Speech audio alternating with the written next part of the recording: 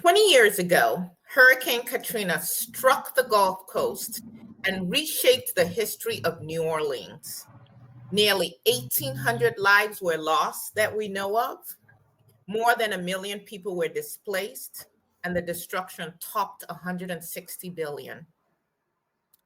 Imprisoned citizens and others drowned in jails. Hospitals had to be evacuated. But the story of Katrina is not only about wind and water, it is also about race, neglect, and displacement. In New Orleans, Black residents made up more than 70% of those displaced. And these are kind words we use when we say displaced. When you talk about the very existence of a person, of a group of people being completely erased, no family pictures, nothing to show for the times that you built in a different place. Having to start over in new places and dealing with those obstacles as well. Entire neighborhoods like the lower Ninth Ward were wiped out. Families that had lived together for generations were scattered to Houston, Atlanta, and beyond. Some of us may remember the haunting images. Black families on rooftops with signs begging for rescue. Thousands trapped in the Superdome without food, water, or medicine. Water pouring in. Reporters calling Black Americans in their own countries refugees. Katrina revealed the truth. Disasters are not natural, they are political. They expose the inequities already built into the levees, as it were, the housing, the healthcare system, and the priorities of government. Today on Rethinking Freedom, we revisit Katrina 20 years later. We ask, what happened? What are the lessons? What has been forgotten? And could it happen again? Good morning. I am Aya Fubara Eneli, your host, and welcome to Rethinking Freedom. This morning, I have with me a very special guest. Her name is Verda Bell. She currently works as a political analyst and campaign manager. But prior to that, she was a chef for almost 2 decades. She's a veteran who has served our community with excellence, our country with excellence. She has a bachelor's in business administration, and she is a native of New Orleans from the 7th ward of that city. Verda, welcome to Rethinking Freedom. Thank you, Aya. Thank you so much for having me. Good morning. Good morning to you. So I can't imagine how it feels to be having this conversation, but I hope that you will just share with us as freely as you feel comfortable in doing. Where were you on August 29th when the levees broke and Hurricane Katrina began its devastation in New Orleans? So on the 29th, I was in the city. My mother was in Oshner Hospital, but I didn't stay at the hospital at the time. I went and stayed over to my friend. Well, it wasn't the 29th, it was the 27th. So let me back up because yes, go ahead and go to the very beginning. Yes. Because I was one of the few people that was able to kind of get out, but we weren't out of the state. So there's a whole lot that went on in between. Right? Yes. So now I'm gonna back up to the 26th and the 27th. At this point, that's when it was getting really, really serious. That's when we realized that that Katrina was a Category 5 storm when she was going to make landfall. The 27th, I'll never forget that day in particular, for 2 reasons, other than just the storm itself, right? on the 27th, we buried my first cousin, because the city at that time, and still is, was really, really, really heavy, laden and ridden with violence. All right. So my first cousin, he was murdered, and we buried him on the 27th. I remember that day so distinctly for a few reasons, because that was the last like event my mother was able to attend and walk on her own, because at the time my mother was dying of cancer. So that night after the funeral, my mother had to go to the hospital because she spiked a fever and it was really high. We didn't know what was going on. The 28th rolls around. I'm in the hospital with her. I'm on the phone with my first cousin, and I'm like, turn on Bob Breck. When she turns on Bob Breck, the storm is taking up the whole TV screen. And at that time, our big screen TVs, this was still early on in the Yeah. millennia. They were like 32-inch screen. You Yeah. were, so it took up the entire TV screen. So at that point, she kind of hit panic mode. I was up at the hospital, and my mom looked at me and told me, get my grandbaby out of here. So I did not want to leave my mother, because I don't know what this hospital is going to do, right? Like, this storm is coming, and I knew it was going to be bad. I just had no clue how bad. I knew it was going to be really bad, but I didn't know how really bad was going to be at that point. So my cousin says, well, I'm going to come and get you. We're going to go to the house. You are going to pick up some clothes for you and the baby. My daughter, who's now 22, but she was a baby at the time. Yeah, October she'll be 22, but so she was a baby at that time. Yeah. She was a year, in fact. So I get clothes, and at that time also, my daughter was disabled, and all of this is going to tie in with the story. So she had special needs, and she wore colostomy bags, right? So we're going somewhere, as you see, with this. So we hit the highway, but her car breaks down. So we don't get as far as we think we're gonna get, because the car breaks down. So we were out of the eye, but we were still, in the situation. Yeah. Um then so we find a hotel by the grace of God, the literal grace of God. Um, it just so happens that somebody else didn't pay for their room, and they got kicked out 30 minutes before we showed up. Wow. So, and at that time, it was my daughter, myself, my first cousin, her 5 kids, plus her 6 nieces and nephews. So it was 2 women and all these kids in this one hotel room, right? Hold that thought, right? So I look at Wait her. a second. Were you all in the same car? We were all in the same car. She had a big Suburban at that time. So Mom, I don't care how big the Suburban is. What did you how many we people did were you packed in call? there like sardines. Wow. We just knew that we had to try to get Get out out. of Yes. harm's way. But Yeah. the Yeah. Suburban said, we don't like y'all. I don't Mm. like y'all, and this is about as far as I'm gonna get y'all. Now, what I'll point out, when we were going across the Atchafalaya Basin, the water was, this is the bridge, and the water was here to the bridge. The rain had not come in, the winds had not come in yet. The water was already up. So at that point, I was already worried, because the Atchafalaya Basin touches Kenner, Louisiana, and it touches Baton Rouge. So going across there is what separates the two cities. Mm-hmm.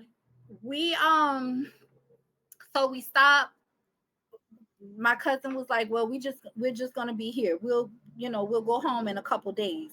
And as Mm-hmm. I'm watching the news, I'm like, I don't think it's gonna be a couple days. Days. And Yeah. the reason why, let me back all the way up a little bit. The reason what made me say that was 3 weeks prior to Katrina hitting the city, we had a tropical storm that hit the city. That tropical storm tore up, tore stuff up. And when it tore it up, by the time Katrina hit, we still had debris all over the city from the tropical storm that they had never cleaned up. So I knew that it was going to be problematic. I had no living idea what About problematic, that. how Yeah. how how vast it was going to be. So fast forward, the 28th, everything is quiet. The storm hits where we are. The storm is hitting there also. It's the winds are strong, it's tearing stuff up, but not to the capacity of what happened in New Orleans. Now here's where it gets tricky. Uh the storm was gone for 24 hours before the levees broke, Broke. right? So there was no storm in the city. The sun was out, in fact, when the levees Broke. broke. So the next day, my cousin and I, we said, well, okay, the storm's gone, it's sunny, we'll go back home in the morning, right? We was just like, we'll stay an extra day, let the kids play, and we'll go back home in the morning, right?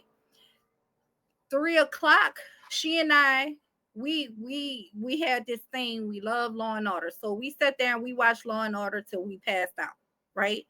But I couldn't sleep. Something in me, I guess it was spirit telling me to wake up because I could not sleep. We had no clue what was going on inside of the city. And let me put this out here. At the time, Because there was no communication. because The there was no lights were gone. communication. Yes. So this is one thing that I didn't mention. On the 27th, the day that we buried my cousin, the phone lines were already not working. So these are the things that they didn't tell the rest of the world. The phone lines were already not working. My best friend, Keonda Marie Golf, and she can tell you this. Um, she was coming to the repast for my cousin. Mm-hmm. She's never on time to anything. This girl is gonna be late for her funeral. I promise you, she's Which is gonna a be good late. thing. She's gonna be late for her own funeral, and it ain't Yeah. gonna be because she ain't dead. No, she's gonna be gone, but she just gonna be late. This is just who she is. So like, I'm calling, but every time I try to call, I'm getting a busy signal. Hmm. She's on the other end calling me. Every time she's calling, she's getting a busy signal. Signal. Then I pieced two and two together. I said, well, let me call somebody who's standing right next to me. So I called my cousin who was standing next to me because the cousin we buried was her brother. Yeah. And once again, we got a busy signal. So So there were already communication issues. the phone lines were down before the storm even touched down in the city. The phones were down. The communication was going down. At minimum, as far as I can remember, 24 hours prior to the storm even coming through the city, even Wow. making landfall. Okay. Okay. So that's another thing that keep quiet, right? That only a native would know what was happening with that. So So you couldn't sleep. You had this premonition, I and had then a what happened? premonition. I wake up, I try to call my mom. The lines aren't going through at the hospital. So at this point, I'm in panic mode, Yeah. right? I don't know what's going on. I don't know why the phones aren't working. I don't know why the phones aren't working at the hospital. Mm. That's when, you Mm. know, At the hospital. Yeah. right, that's when I really, something wasn't right. I just felt a heaviness in my chest and something wasn't right. I turn on CNN and I see my next door neighbor on the rooftop.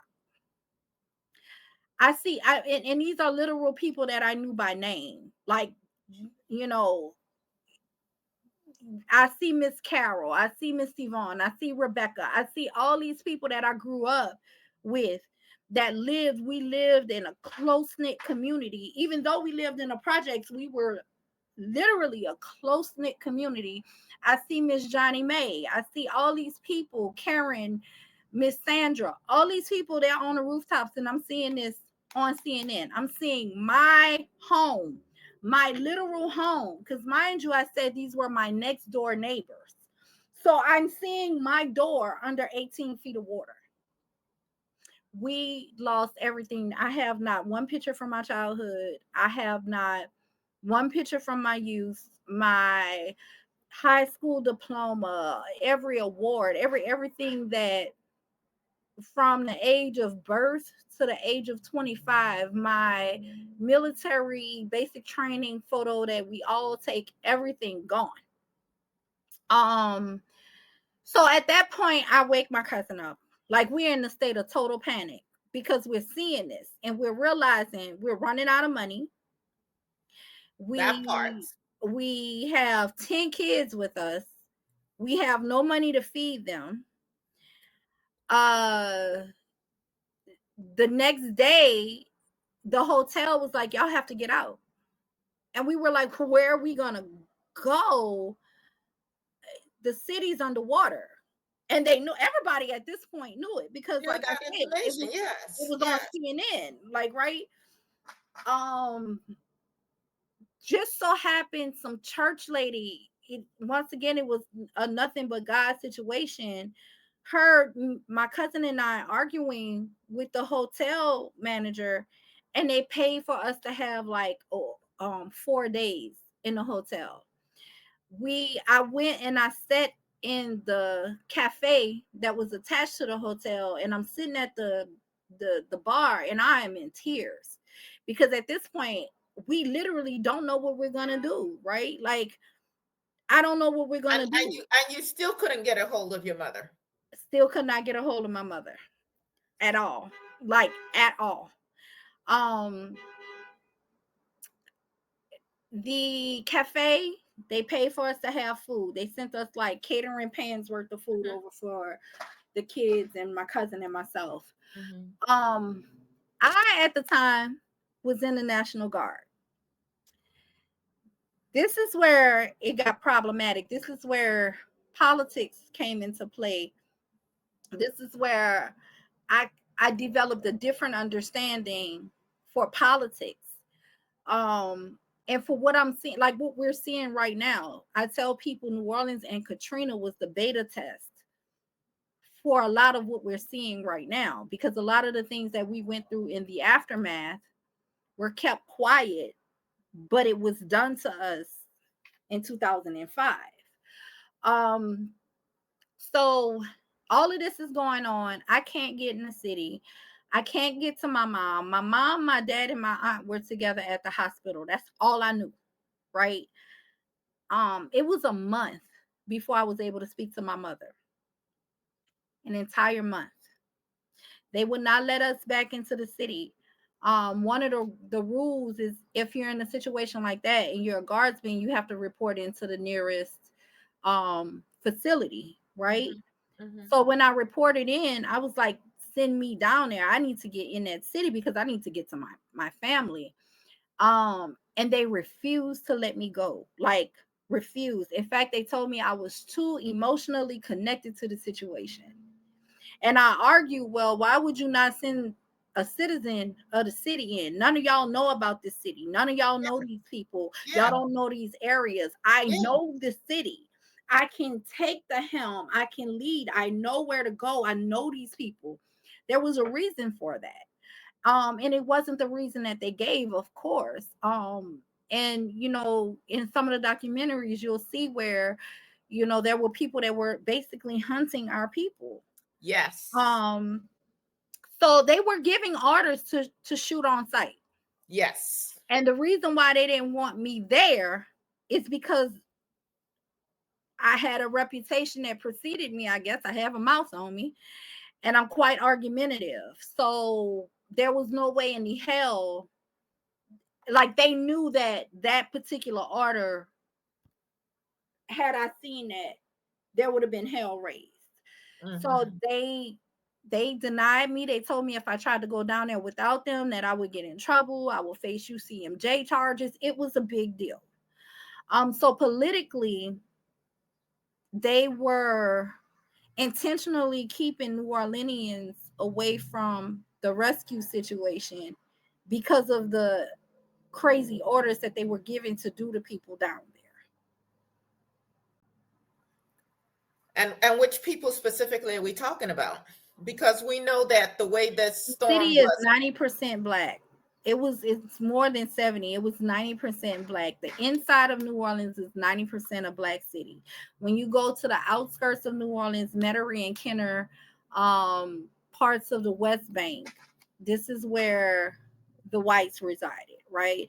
The city had almost like a natural type of segregation. The only areas of the city that wasn't impacted as hard as other areas was the French Quarters, was like the Uptown Garden District area, was the Gentilly area where the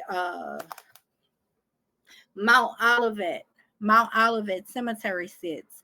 That's a black area. However, because of the way the land formation formed a million years ago, that little area sits like a island.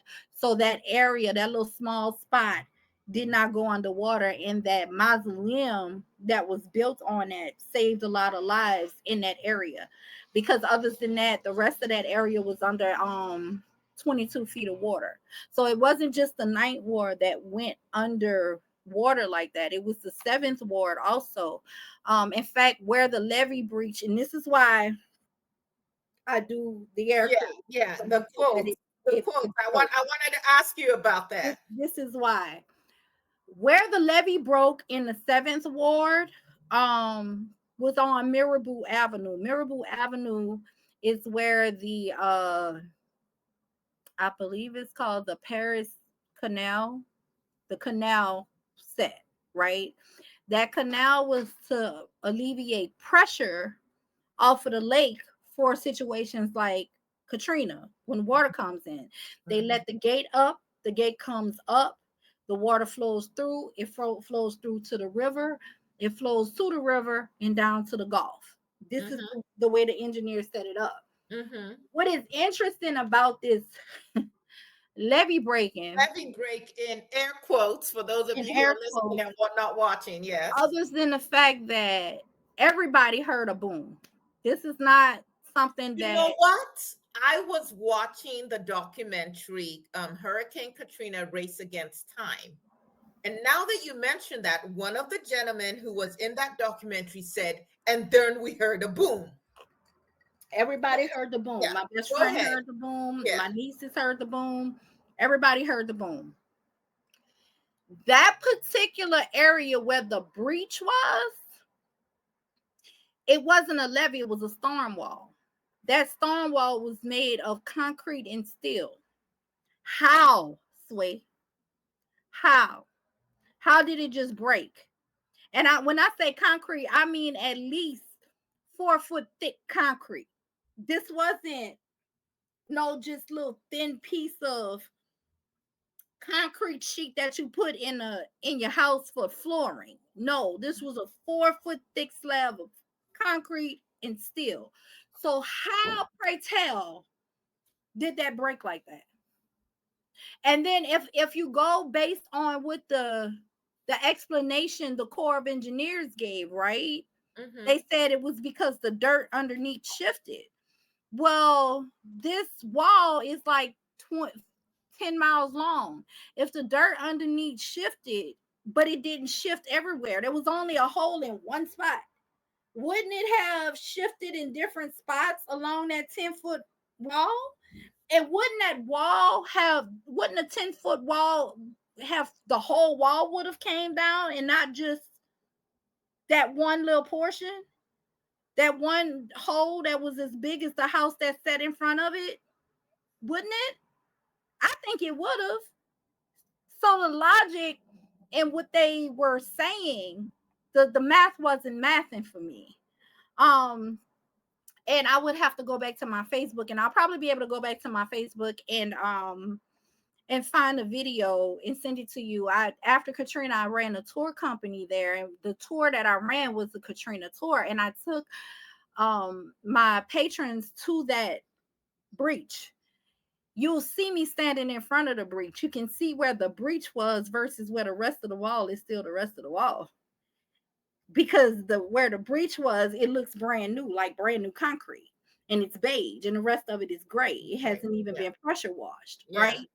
So my thing was, somebody's lying and somebody's telling the truth. And I'm more inclined to believe the people of the neighborhood that I grew up in than I am willing to believe the Army Corps of Engineers or anything that the Army or any part of the government had to So you say. think that the levee was breached to relieve pressure so that, yes, one area gets flooded or this area gets flooded, but it protects some other areas? Is that you? No, that levee was lined along that canal that relieves the pressure off the lake, Uh-huh. Uh-huh. right? That levee, I'm 45 years old. At the time, I was 25 years old when that happened.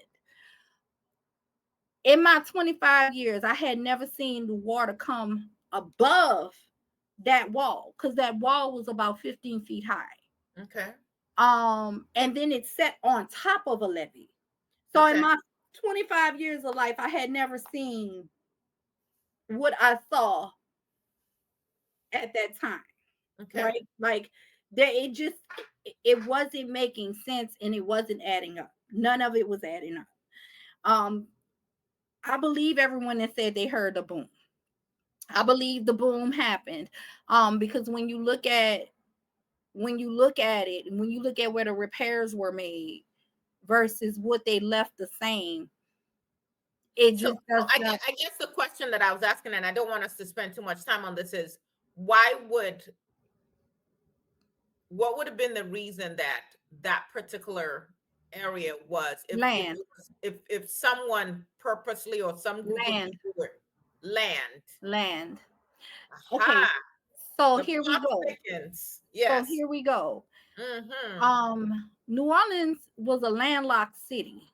Mm-hmm. From the lake to the river, it was a landlocked city, right?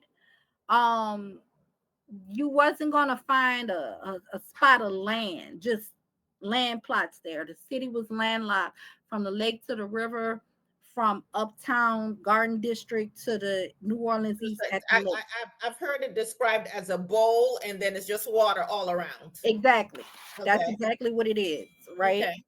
So when we get to talking about the land values, here's the thing.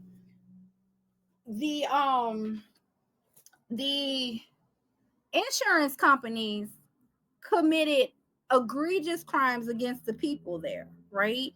So the insurance companies didn't pay for the majority of the houses there. So a lot of the people, when they lost their homes permanently. And what the city did was come in and take it over by eminent domain, condemn the property for blight, sold it for pennies on a dollar to investors, and now what was predominantly black neighborhoods have been completely gentrified in the process. So it was a land grab. It's a land grab. Wow. Wow. And Interesting. what's interesting is that part of the city where I grew up, it still hasn't come back. We 20 years later.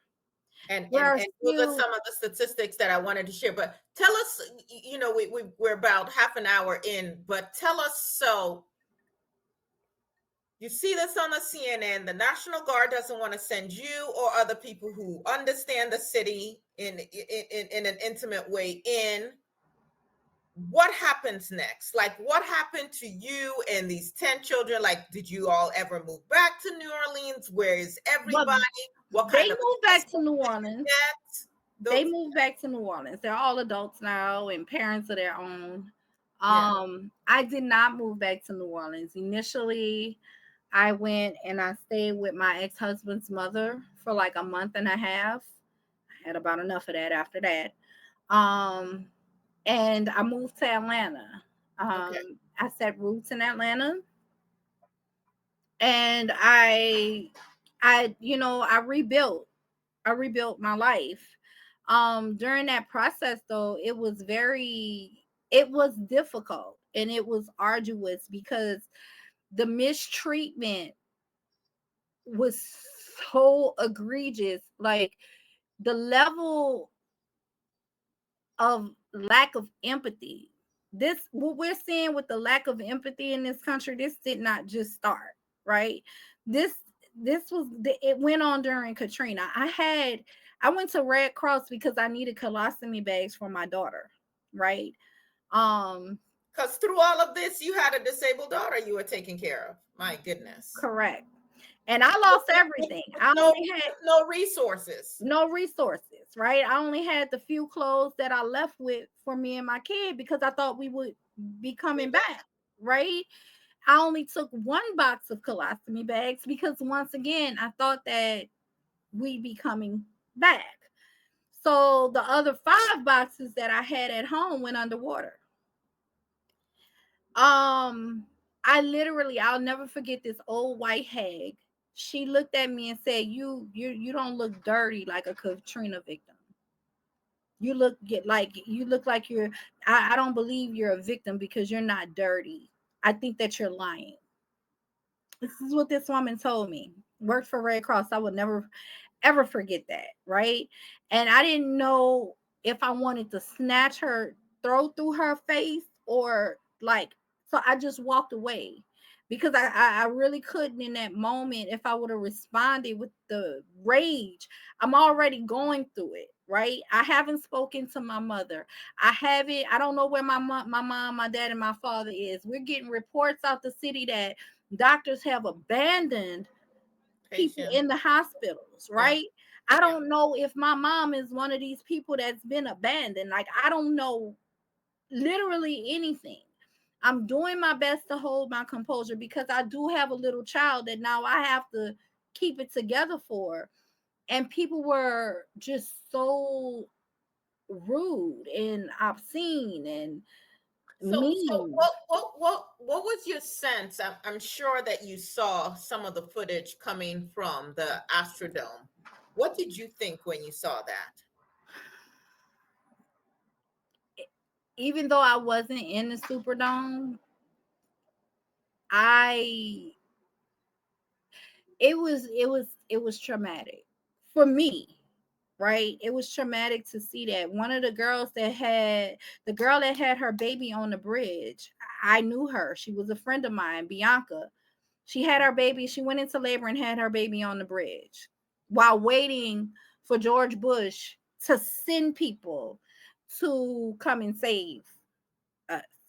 And what made it even worse was when they did send the National Guard in, when they did send troops in, these troops were separating the children from their parents, right?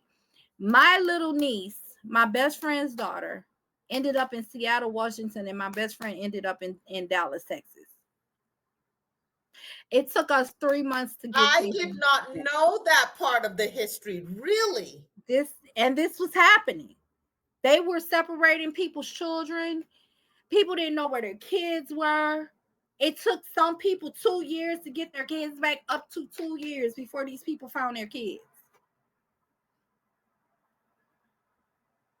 This is what they were doing.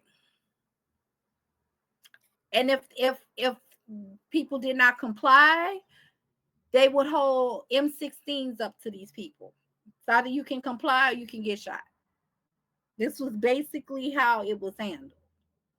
So let's go back for a second. Because gosh, 20 years ago, how old was I? And I was watching this on the news and reading about it. We didn't have social media in quite the same way that we have it today.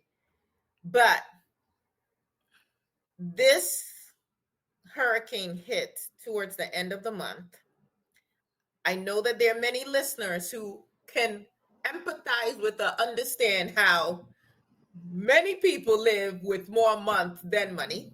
Mm-hmm.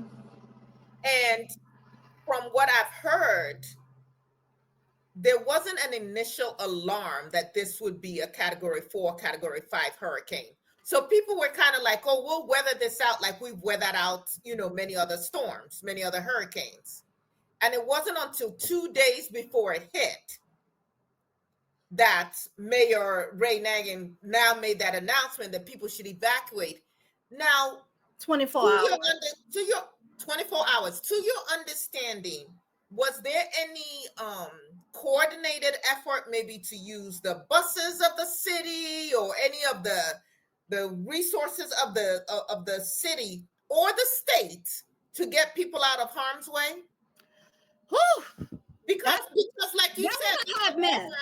this That whole whole thing, you guys had situation. all of you in there, and then it still broke down. I've heard of and watched people who ran out of gas on the freeways and things like that. I'm just wondering, was there any plan in place to evacuate and to evacuate people who couldn't just up and say, "Oh yeah, let me fill my gas tank up. I have Not two vehicles and not I can not pay not for a the way house that somewhere." not the way that it should have been. Okay. So he didn't call a mandatory evacuation until 36 to 24 hours prior to the storm making landfall. The mandatory evacuation was not called. In order for there to be public resources used in those circumstances, they can only be used under a mandatory evacuation. That's how the rules work.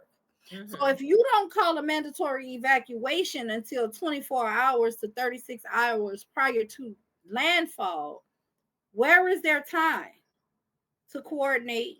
Because Where is if I'm a bus driver, I may have already left with my child or they've with my already family. the majority of the bus drivers already left, right?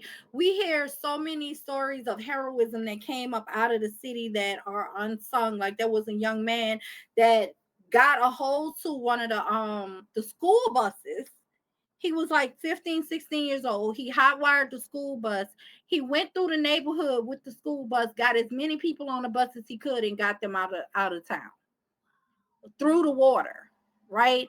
So there are so many stories of heroism. I wonder where he is now. I wonder where he is because What assistance he received afterwards. and that's the good question, right? Because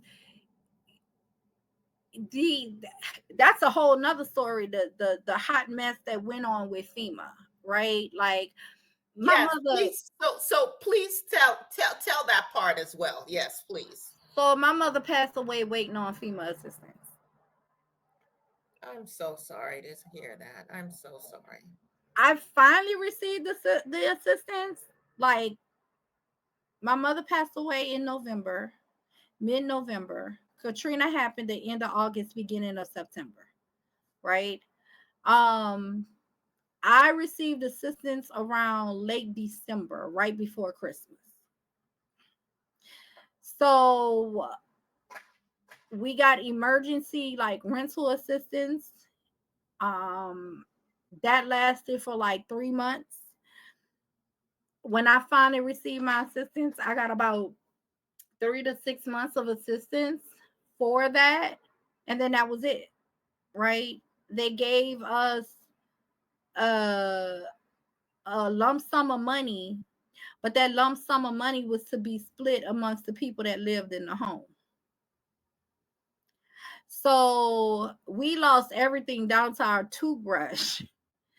And having to split the money so many ways, it really didn't lend for because we had to get everything, right? So initially, I had no other choice but to stay with my dad and my aunt because I got a little baby. She's sick. We're not in the city where I'm from. All of my family and friends, we've been separated. We're all over the country now. Um, it was a hot mess, even down to burying our dead after the storm. A lot of people could not bury their family at home, so a lot of people, their family is buried in foreign lands. Like we didn't know if we were going to be able to, we could not. My mother died November 12th. We could not lay my mother to rest till November 25th, the day after Thanksgiving. And that was because the cemeteries are built different. We can't bury our dead in the ground, right? They have to have special equipment to open these crypts. All the equipment was destroyed.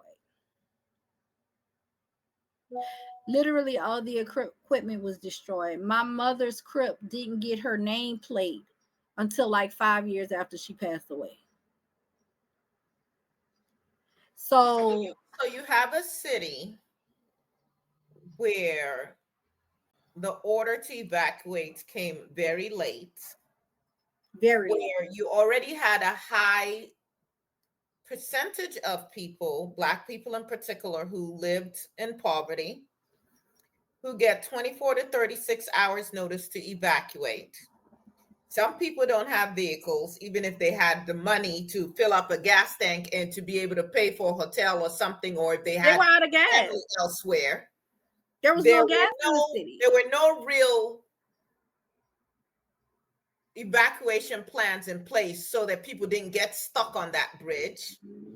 Then you had the Superdome debacle. You have the president George Bush. Some of you may recall this. You can definitely go look it up online, where he's flying over the city in the helicopter and just looking down. On his way to his vacation, might I add. Thank you for that. And then Charles, I think it was Charles Brown that was in charge of FEMA at the time. And there was a famous quote of George Bush saying, "Brownie, you're doing a good job." In the aftermath of this, people are displaced.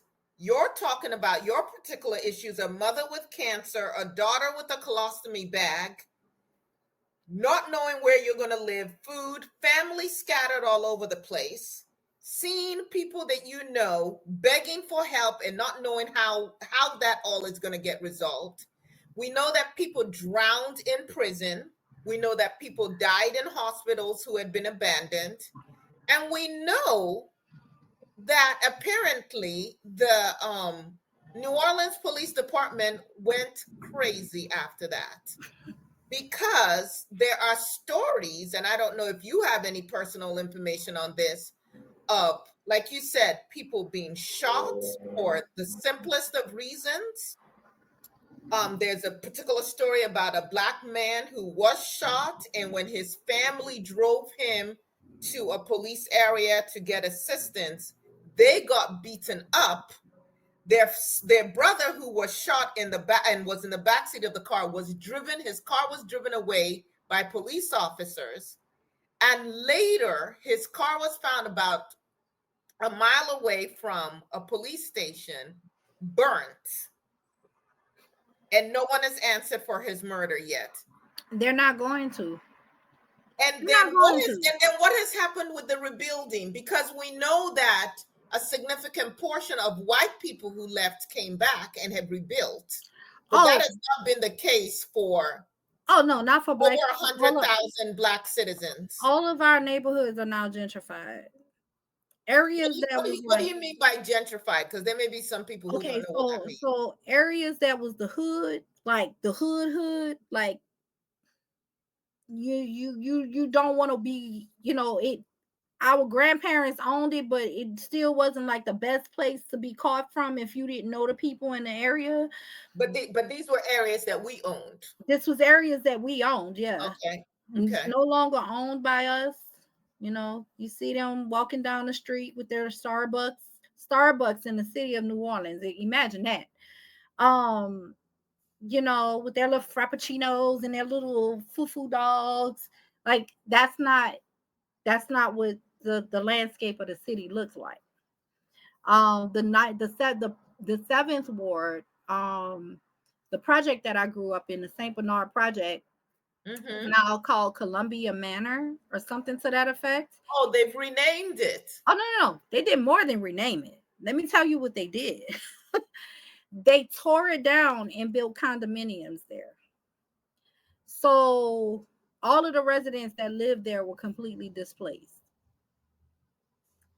Completely. So here's some information I had, that over 400,000 New Orleanians were displaced.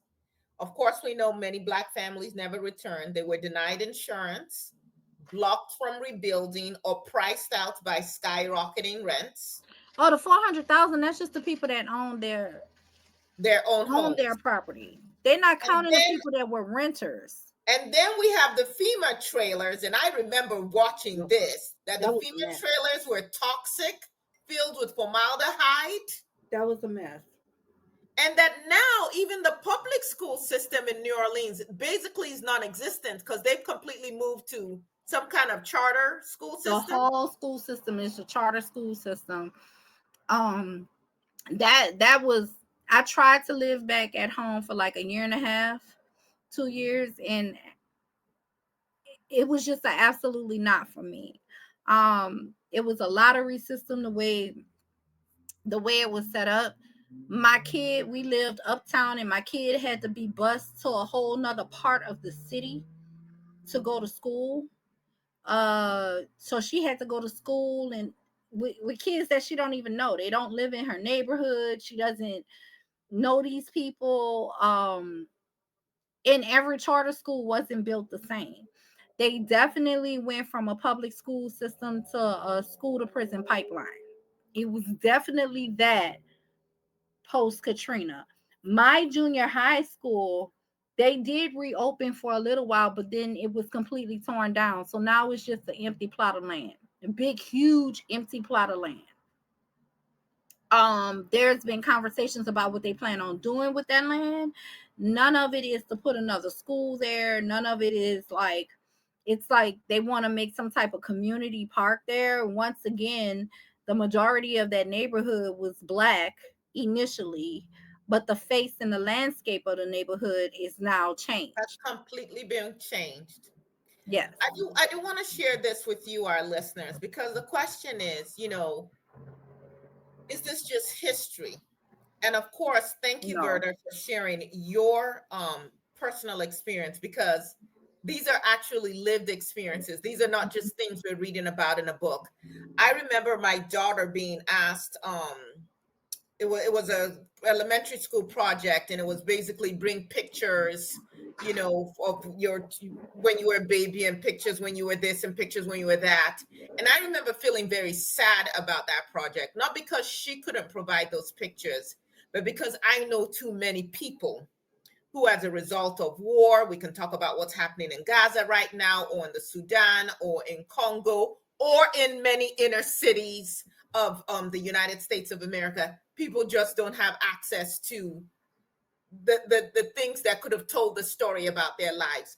But I do want us to think about what happened in New Orleans with Hurricane Katrina, and what could happen again. Here in Texas, we just had the flood that killed a lot of people. They might do something about it because it's up in an area where a lot of white people, They don't care about them people. have homes, but we don't know. But I do want to bring this up because some people may not know this. For centuries, the Mississippi River's delta system built up a cypress swamp and marshlands that actually served as a natural storm barrier for New Orleans. A gentleman, again, that I heard on one of the documentaries was saying, at some point in his life, he started to notice that the cypress trees were dying. He didn't know why, and nobody intervened to do anything about it.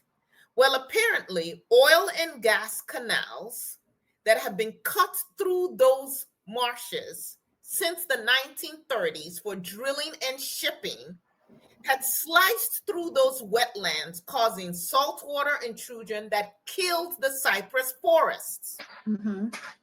So, levee building to control the Mississippi also stopped annual sediment deposits, which started to starve the marshes of replenishment. And so, this natural barrier that God had created, man, through greed and capitalism, was killing it off.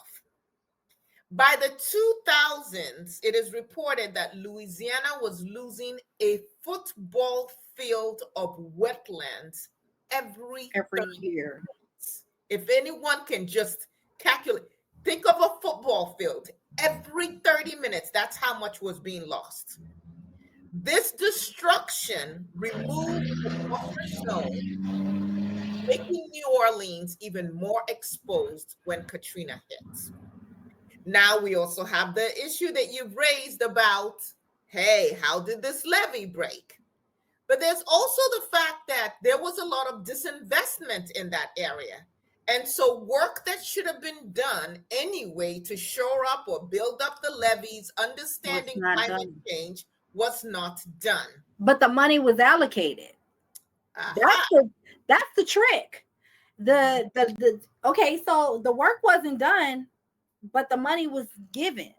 The federal government gave them the money, so what happened to the money?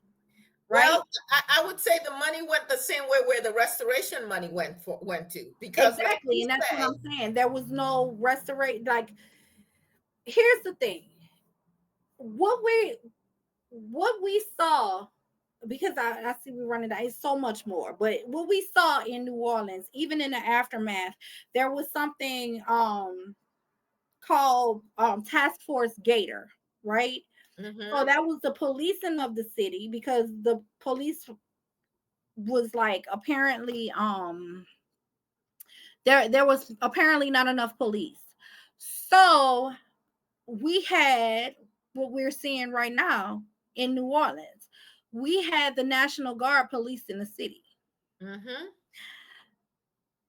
Everything like that we're seeing statistically that was happening then is happening now.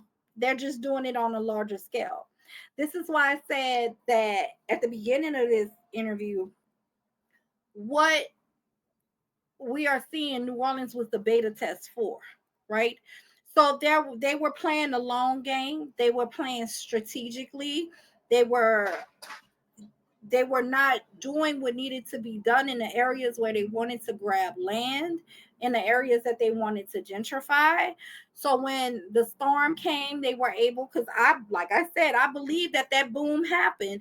They were able to figure out a way to do what they wanted to do and then pin it on something completely different, right? And say that it was something that it honestly was not. It was Not. it, Yeah. it was what they did. It's what they did to the citizens of the city. And that number of 1,800 people is a very modest number. Let It me has to be. let me make that abundantly clear.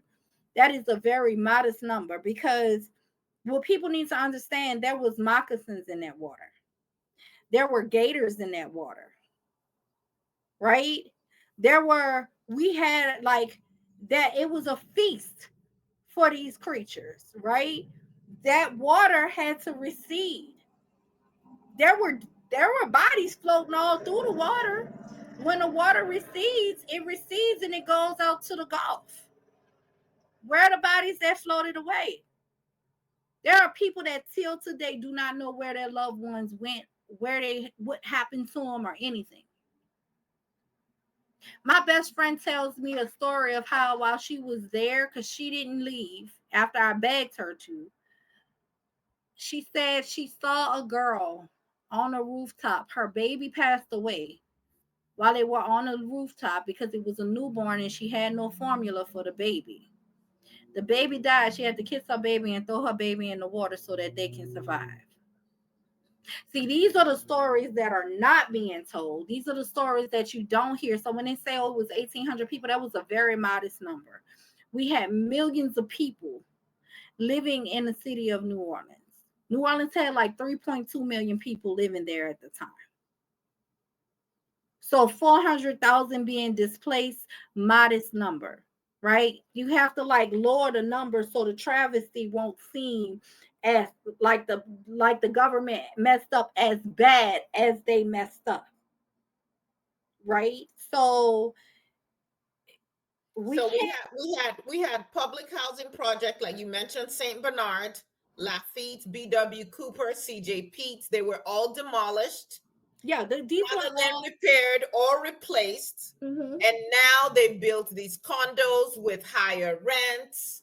And The then there project was a that I road. grew up in, the St. Bernard project, which is now Yeah, Columbia Manor, I yeah, believe. yeah. Columbia Heights, that's what it's called. To live there is $2,400 a month.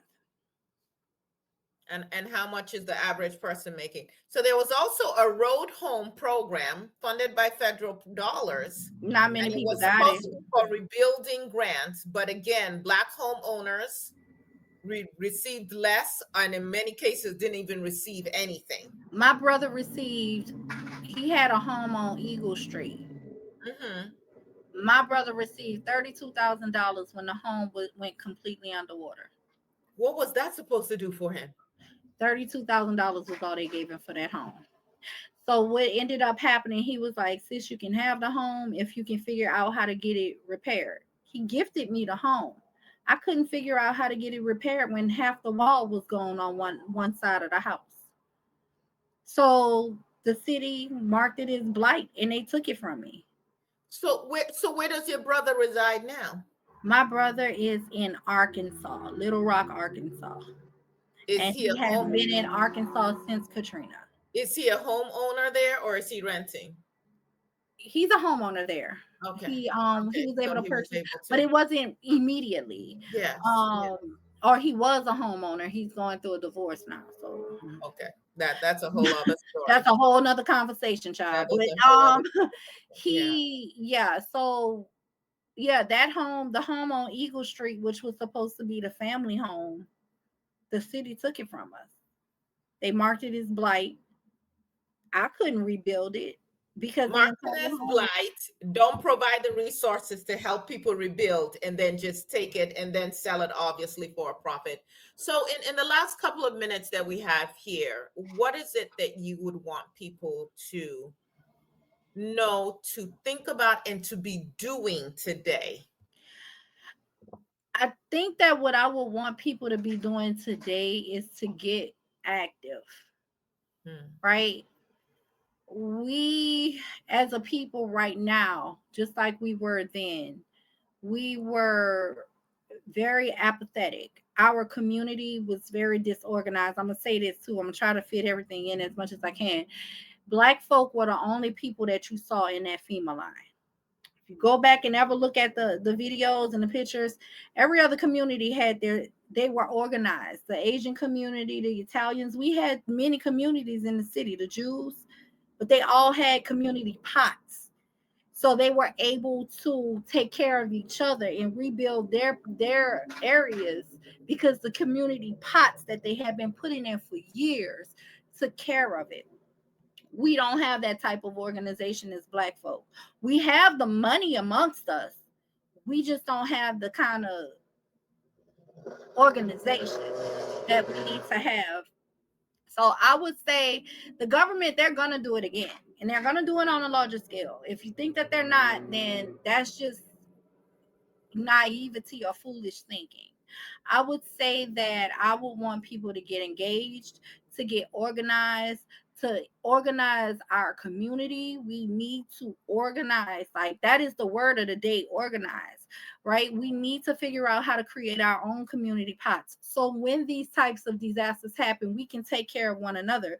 We don't have to go through being disrespected by Red Cross, looking for FEMA to help when FEMA don't even have any money now because he took all that from them, right? Yes. He just completely Yeah. gutted FEMA. Trump has gutted it. There will be no help There will be no help. So besides the National Guard being weaponized against you. Yes. exactly, and I'm gonna say this: they've been training the National Guard to be weaponized against the American people for as long as I was in there, and I was in the military for 13 years. There's something called domestic riot control training, and we did that twice a year.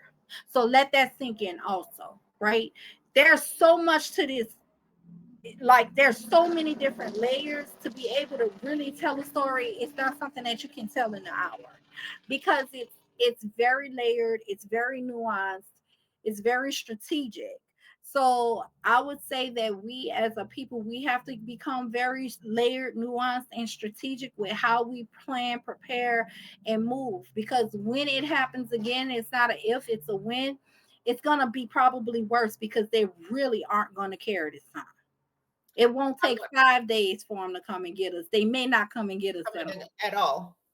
I want to thank you, Verda, for your passion, and just my heart goes out to you and everyone who directly was impacted by the storm. If you have a heart, you were indirectly impacted by it.